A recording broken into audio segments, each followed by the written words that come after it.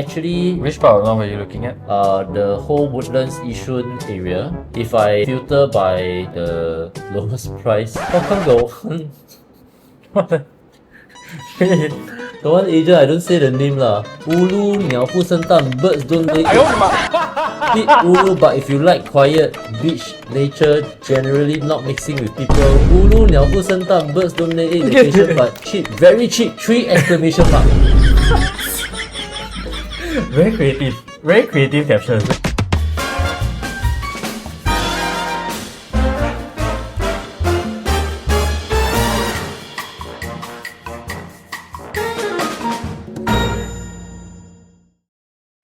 Welcome everybody to another episode of the Not So Proper Show, and today we have quite an interesting topic which I think will apply to a lot of you that are watching. We think this is going to be the ultimate Singapore condo upgrading guide for 2026. Yes. And we're going to break down and to give you full context between the 99 years, freehold, and then breaking down into the OCR, RCR, and CCR. But Yes. we bracket between lah. Otherwise, yesterday you say that, oh yeah, these two guys never cover Yes. a few things. This is our opinion, our take on what's happening in the market, what we're seeing on the ground as well. Yeah. And we will be sure to share with you a lot of things that you cannot find online, I would say. Example? Our opinions and advice lah. So you cannot find it anywhere else but here Not the brightest brains lah. on this channel. So if you are not subscribed, please help us to subscribe and turn on the notification bell as well. Like and share this video, and it really helps to support us. We love to continue to put out content like this to help you guys as well. Okay, let's start. To set some context first, this episode will be very helpful for those of you who are looking to purchase a private property. Whether is this your first purchase as a husband and wife, or it could also be your second property. Maybe you're upgrading from your BTO. You already got your keys, you have already fulfilled your MOP, you have seen quite a lot of equity being built up in your BTO already, and now you're thinking, hey, I want to transit to the private property market. This is going to be very helpful for you guys. Now, we have decided to put some parameters in so that it's easier to dissect the analysis as well. Yes. Easier for some of you guys to follow as well. So if you happen to be one of these 3 groups, feel free to drop a comment. We'll be happy to see how many of you we are actually hitting. First group, George. We kind of want to maybe put a bit of restriction. It's very easy for us to say that, okay, 2 million, 2.5, you can buy a 3-bedder. I think those are a bit too easy. Where we want to come from is the angle that a lot of consumers out there, they maybe feel that they are in that what we call like a sandwich zone. That means almost there but not there. Yeah. So then they have to like be in a dilemma, scratch their head what to do. So what we want to do is we want to look at the very first group. This one is at about 1.5 million budget. Of course, 1.5 million, you can easily buy a 2-bedder, right? But Yes. we want to say, okay, let's go for a 3-bedder. You wish to stay maybe for the next 5 years, and the next plan is to upgrade in property portfolio. Now, maybe we dive a little bit. Sure. Yeah. So to upgrade in property portfolio, it can be a few things. One is I can do a decoupling.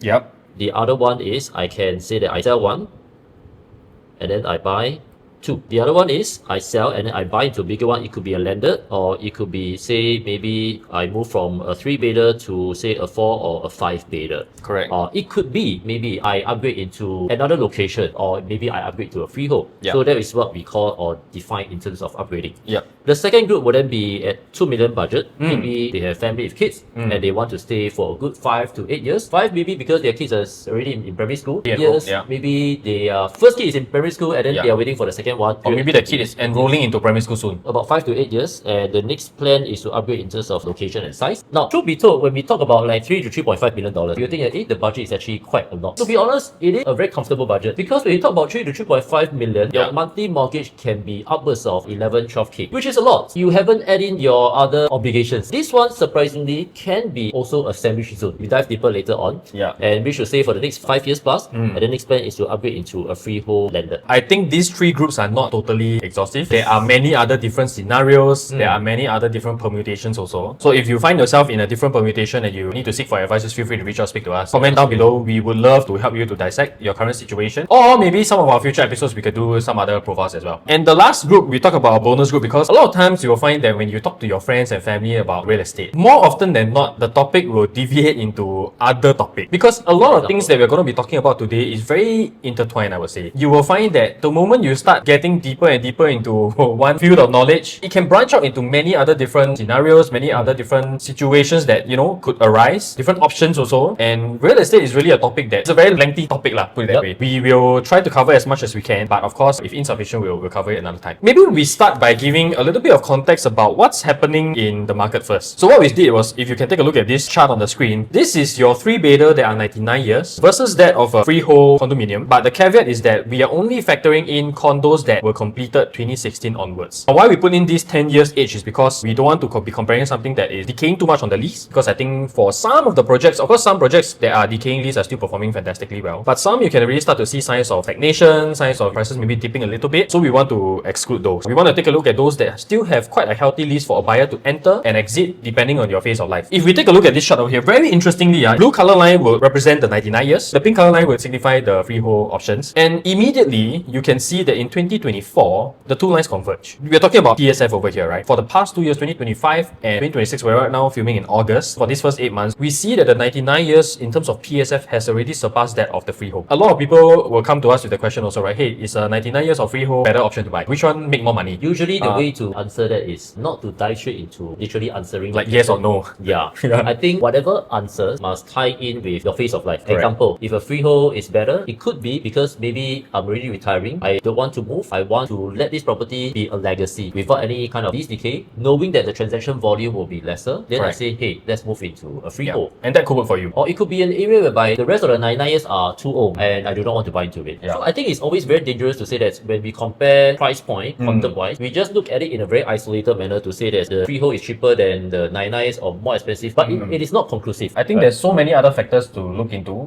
before you make a decision. And frankly speaking, some of these decisions the outcome can be very, very different. 4 years later, 5 years later, it can be very different. And that's why the three groups that we talked about earlier on, if you see this as a stepping stone property and your intention is to move to, for example, a freehold landed property in the future, then actually your decision now may result in a few hundred thousands of difference in terms of equity built up in that property for your upgrade in the future. Very true. Coming back to this chart, we want to take a look at the numbers so as to be quite objective with it also. But take note, this is just purely from a numbers perspective. Now, if we take a look at the freehold option, we compare 2016 to 2026, a 10-year period. PSF wise, that has gone up by $801. Percentage point wise, that is 58.13%. Comparing to the 99 years on the other hand, $1,204 PSF gain at an increase of 118.5%. That's a huge difference. I would say this one, right, is on an average PSF across the board. Why do you think the 99 years grew so much? I think if we look at it from the perspective of what are the kind of profiles that buy into freehold, it could be somebody who is buying for legacy planning. Let's say today, mother and father, right, they decide to buy into a freehold property. They have 2 kids. They want to leave one for each kid. Usually such profile, you will find that they hold the property for a long time. And I would say in freehold projects, you will have more of such profile. Then of course, naturally, the inventory is rather stuck, I would say. That means if let's say today the condo has 200 units, out of the 200 units, 100 units are belonging to these kind of profiles, then naturally 50% of the inventory is not moving already in that project. So naturally, of course, when we talk about volume of transactions, your freehold projects are not going to have as much activities compared to your 99 years. And when that happens, of course, naturally the price may move a little bit slower. Unless it is a new freehold. New freehold could arise from potentially en-bloc project. Likely, it will just be en-bloc project. Example would then be Continuum At Dempsey Avenue. Yeah, it's going to TOP pretty soon. Then, of course, the lens and how we want to analyze it will be very different because you then have the new 99 years versus the new freehold right over there. Of course, the overarching story that this chart tells over here is that statistically, it is seen that in the past 10-year period, the 99 years have performed better in terms of PSF gain compared to the freehold. But the caveat here is that there will be some freehold projects out there that perform as well as the 99 years or even better. We just have to go to that specific location, specific project. Of course, the project must have some very strong characteristics, I believe, for it to have such a performance. But if we are looking at a broad, high-level perspective, the 99 years have been performing better than the freehold in the past 10 years. Of course, when we look at the 99 years PSF, right, then the question will be immediately, the 99 years grow so much.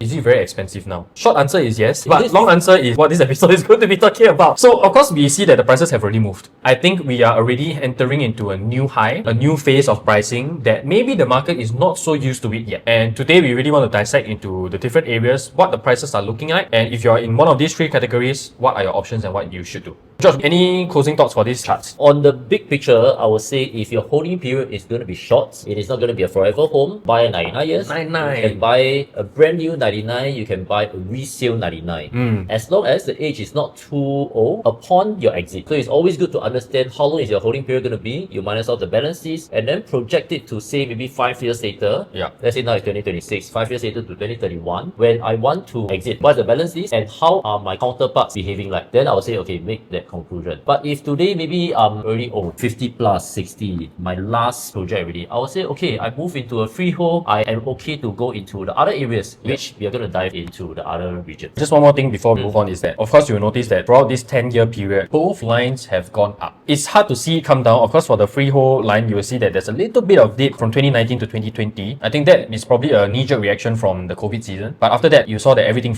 went up. The freehold continued to perform better, and then 99 years followed suit as well. After that, there was a little bit of dip in 2023-2024 for the freehold line, 2030 PSF to 1966 PSF. Frankly speaking, I think it's quite negligible, that dip. But overall, these two segments, we still see an increase in the past 10 years. So if you are sort of sitting on the sidelines and waiting that, hey, could there be release of cooling measures that may cause price to dip and everything? In the past 10 years, we've had multiple rounds of cooling measures that affect the affordability of buyers, but prices still go crazy. In fact, when we are talking about this, I just received a call over the weekend when a client reached out to me. I realized that he has already been on the market since 2022, 2023. He was looking at landed, haven't buy, and he was expecting that there will be a correction. Sadly, it did not happen. It has moved. In fact, it has moved in the past few months even. So I would say when we look at the charts like this, of course it's on a big picture, but if we were to attribute, I think there's a few things such as like GLS, such as whether you have enough upgraders pool, even down to school zone. If you really want to pinpoint, it can even be down to the floor plan and configuration. Why some people just want to buy into the freehold is that it is huge. And you don't get this kind of layout anymore in the newer 99 years. So sometimes it's not just about the numbers and the price. Of course, price matters, but ultimately it must still tie in with your phase of life, with your needs, as well as your wants. Next chart. Here we're dissecting what? OCR, RCR, and TCR. I think to really make sense of this, maybe we use the profile of the client to explain a little bit. Maybe we talk about the very first group, 1.5 million, stay for 5 years, wish to upgrade it to the next property. 1.5 mil, wants to stay for 5 years, and then wish to upgrade. Portfolio progression lah. Maybe we touch a little bit. If I talk about upgrading,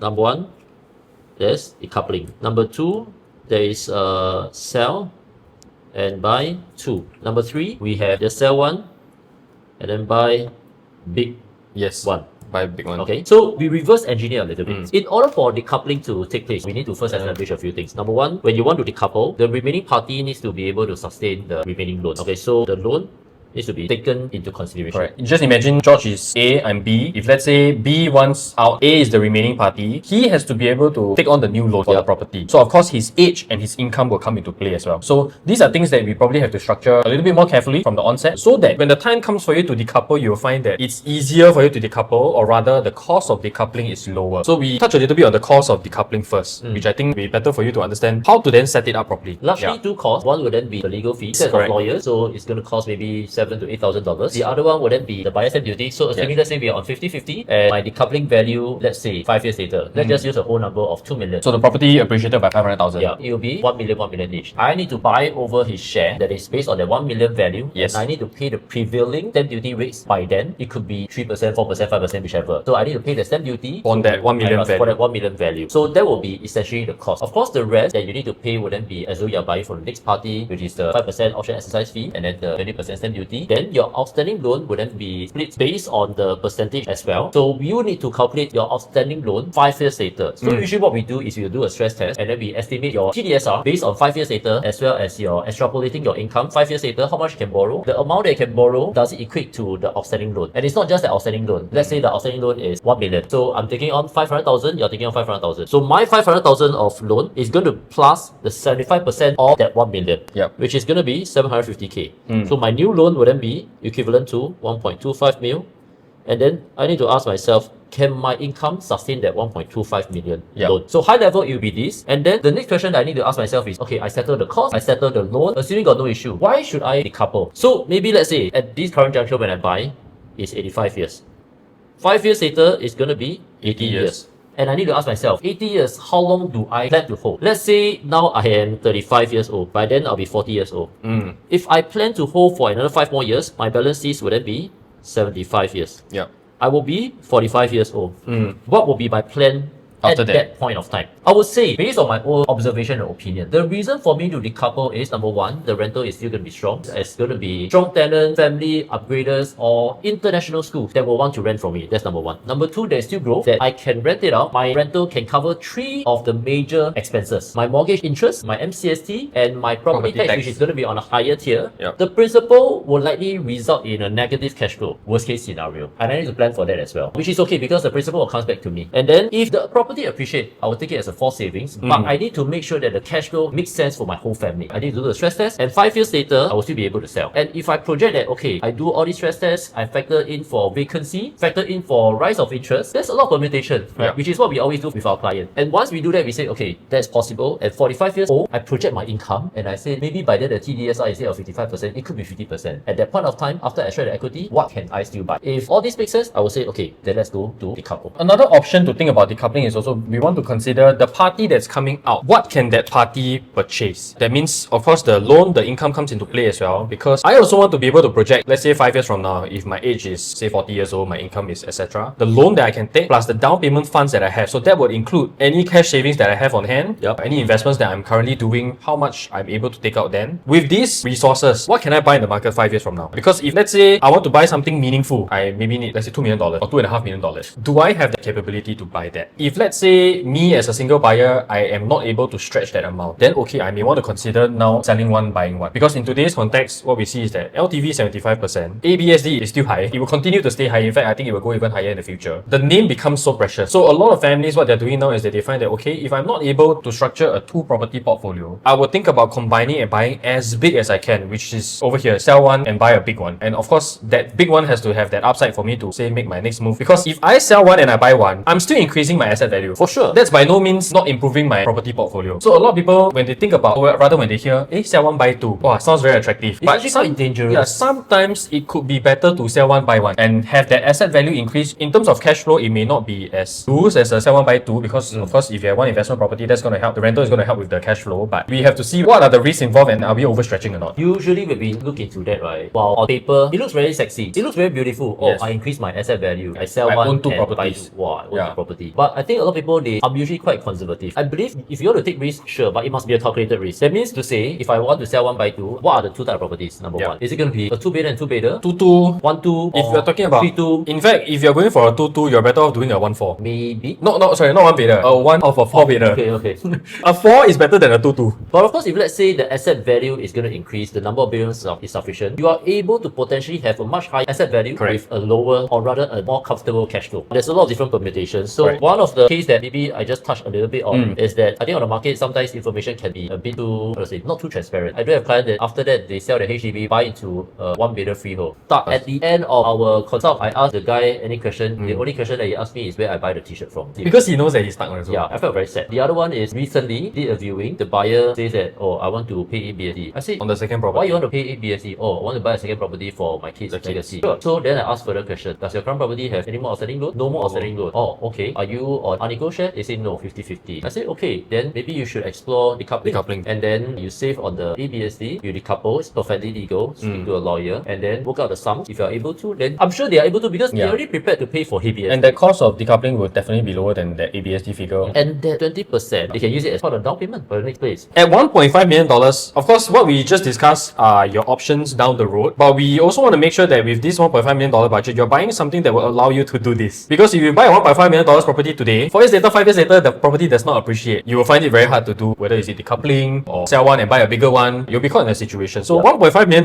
Now let's take a look. I mean, we are purely looking at minimally a 3-bedder. Let's explore the East region first. Some of the very popular estates would be like, for example, Tampines. Very mature estates. You have a lot of amenities there. You have malls, you have MRT, you have parks, you have primary school, you have secondary school, you have tertiary. Yes. It is a beautiful town. Tampines can be segregated into a few locations. One is Tampines North, which is where the transformation is taking place, the new MRT as well as Parktown. Tampines Central, that is where you have your main hub right over there. And then Tampines West along the Avenue 10. So these are the few areas where you can find condo clusters. If you take a look at Tampines Central, within walking distance to Tampines Central, you have two very popular projects, Tampines Trillion and City Life. Now let's take a look at what the prices of the 3-bedders are at now. I'm here on the property portal already. What we have filtered is condos and apartments, 3-bedder, minimally built 2014 onwards. And we take a look at 3-bedder options. You have right now 22 options that are for sale. If we just sort it by lowest price, you will find that the cheapest price now that you can get a 3-bedder in Tampines in the central area is Tampines Trillion 1.595. This is for 872 square feet. So the third bedroom is slightly smaller. Yes, so if I open up the floor plan, you can see over here. The third bedroom is a lot smaller. In fact, in some condos, you will find that this is a study. This one is like a 2+ study, but of course the developer market it as a 3-bedder. Yeah, but this is non-harmonized. This was before harmonization and everything. Yeah. Very little wasted space in the living and dining, because the moment you come in, it's immediately the living and dining zones already. You still have quite a sizable yard. So this is in between a 3-bed compact and a 3-bed utility. Because most of the time, the 3-bed compact, you will find that it ends at the kitchen. You don't even have a yard space. So most of the time, you have to do laundry in the balcony. There's a going joke that says that to see how luxurious or how good your house is to see the yard space.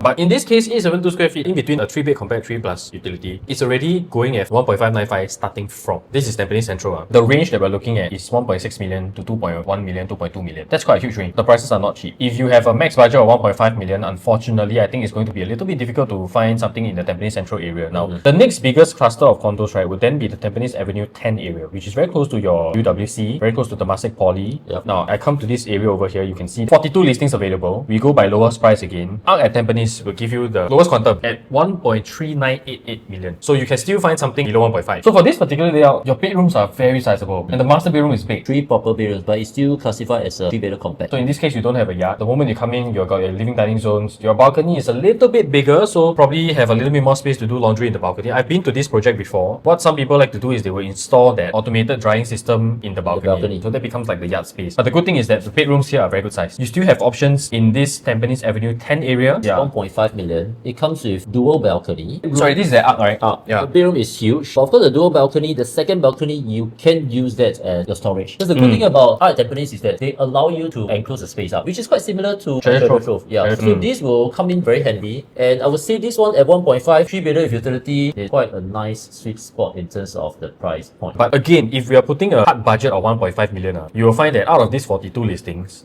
there's only 1, 2, Only a handful. 3, 4, 5 that are within 1.5 million range. Park Central, of course, is not MOP yet. That's Yeah, the so you EC. need to fulfill the AC eligibility criteria. Correct. So, of course, maybe these owners have early sale approval, I'm not too sure. Again, your options are very limited still. Less than 10 options, they are still within that range. If I go over to the Treasure at Tampines side, you will find that the quantum is already way above the $1.5 million mark. Way above. Of course, your 3-bed compact 915 square feet is already 1.6 plus million, and that is probably on a low to mid floor kind of range. I hope this gives you an idea of if you're looking at Tampines, frankly speaking, 1.5 million budget for a 3-bedder is very tight. And if you are kind of need to like pump. on the market, you should really act fast. But of course, act fast, but act prudently, right? Example, if it's expressway facing, would you buy? No. I mean, so That's for me. That's for me. always pros and cons, right? Some people, you're light sleeper, Yes. so you won't. But Yes. maybe some of them, they don't mind the noise. Because expressway facing, you get a very open view. No neighbors look into your house. I would say there's always price disparity to look into. But if you're having a hard budget of 1.5, there are few options available now. Just go as big as possible so that in future, when you want to sell, your buyer audience are also big. Yeah. If we just take a look at the estate right next to Tampines, which is the Pasir Ris estate, you could have a little bit more options over here. Again, still limited in my opinion, but I think there are some projects that it's quite worthy to look at. Again, you have a few clusters of condo. One is the one that is very close to Pasir Ris Central. That will also include the entire condominium estate also, where Coco Palms is, Pasir Ris, Pellet, Grove Dines. area. This area, you still have 3-bedder options. If you take a look at the lowest price, Pellet 1.3 plus million, because that is 872 square feet, also a compact version. But if I scroll further down to like Dines, for example,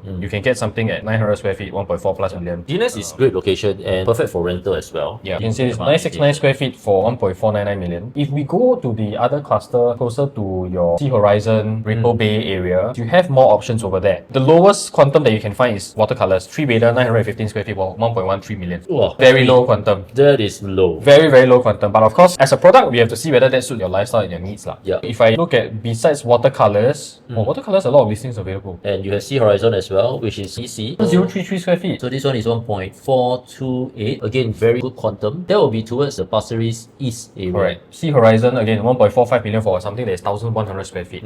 It's quite good value for that size. I think we have our own analysis of Pasir Ris and we have our own cutoff area in terms of where you should buy. But again, all this must tie in with your phase of life. Some people they Correct. love Pasir Ris because it is near to the beach and they love the beach area compared to the East Coast beach area. Then they say, okay, I just want to buy into Pasir Ris. Plus, you have the new mall that is already there. Pasir Ris is going to be the interchange for the Cross Island line. I don't see why not you buy into that area. Yeah. Just which project you want to go into. Maybe we touch on just one more part for this particular profile, which is the Northeast region. If we take a look at Pongo, same filters, 3-bedders, built from 2014 onwards. If I'm looking at strictly again $1.5 million, I only have 2 options available now, which is Ecopolitan 1.299 million or Privé 1.3 million. If you go towards Pongo East, you will have River Park 990 square feet, but of course it might be low floor, the Amore, as well as the terrace. So usually for Pongo, I would advise my client, since you're already away from MRT, you need to be close to the LRT. If you are away from MRT, you're still not close to the LRT, then it might be a bit more challenging. It is okay if it is reflective in the price point. But of course, Pongo East, you also have transformation. Again, you have a lot of options. Not all are equal. I think there's a lot more analysis. Example, the terrace. You have huge kitchen versus River Park, small kitchen. Do you want a big kitchen? If you are a family that cooks on a daily basis, then maybe the terrace might suit you better. But if you don't need such a big kitchen, you want a bigger living hall and dining hall, then maybe you want to consider River Park, for example. We just concluded one with our client that is purchased a 3-bedder in the Pongo East area, 1.5 plus million. You're still sitting on a high floor, the layout is good, you're still getting a 3 plus utility. If your budget is around the 1.5 plus million, I would say that Punggol, there are projects that give you quite good options. But again, I think the options are running out a little bit. You might have to act on it a little bit faster. So of course, needless to say, when we go towards like the north areas such as Woodlands, all these areas will still have Options, yeah. You definitely have options in and around the area. Those are extremely low quantum, but whether you want to stay there, you want to have your family there, whether does it fit your school options, all these we have to again take a closer look. But I think all in all, 1.5, you have more options towards the north. The options gets lesser as you go towards Punggol, as well as towards the east, with the exception of the Pasir Ris area. And maybe we just touch on one last area, which is towards the west. Don't worry, Westie, we are not leaving you out. You might be surprised that the price in the west have actually moved up by quite a fair bit. Example, Westwood EC, Jurong. Westwood will be very good for those that schooling or working towards the NTU area and then they want to buy to Westwood. 947 square feet, they are going at about 1.35 mil. You have Seoul Acres that is at Choa Chu Kang area, that is at about 1.3 plus mil to 1.4 plus million dollars. Do you know that fun fact, right? Seoul Acres, high floor, right? You can see mountain towards Malaysia. In Seoul Acres. Yeah, fun fact. Yeah, because I used to stay Choa Chu Kang. No lah, but because actually I view before if you buy here. Not because I see before from my house. Projects in Choa Chu Kang have already exceeded 1.5 plus mil. So I would say the options are also pretty limited. Pretty thin. And if you're going towards Choa Chu Kang area, stronghold will then be Southview Primary School. And I believe there will be price disparity towards the Tengah area as well. So Tengah area is the next big township. Other than that, as we move towards the south area, I would say options are... no options. No options. You go to Clementi, you're out of options. Normanton Park, cheapest is already at 1.8 plus mil. In fact, in the Queenstown area, you will find that even the 2 plus study is already 1.8 million. It's crazy. So that will be some of the options you have for 1.5 million. So then the question is, where should I be focusing on? Now, the baseline for 99 years across Singapore in the past 10 years is at this one. Selling it to investors, nothing wrong, but investors are going to be very nitty-gritty about the numbers. If the price is 50k away from what I want, I don't buy already. But for families, we see that if the price is a little bit higher than what they expect, they're still willing to pay that premium. If you are still watching this, then please go up to part 2. We'll see you at part 2. This one look like the, you know, the sweet, the sencha. Sencha? Yeah. What sencha? The round pink color one. Old school one. Round pink color? I only know the round polo white. No, not that one. There's another round pink color one. Obviously, I didn't see a lot. Anyway,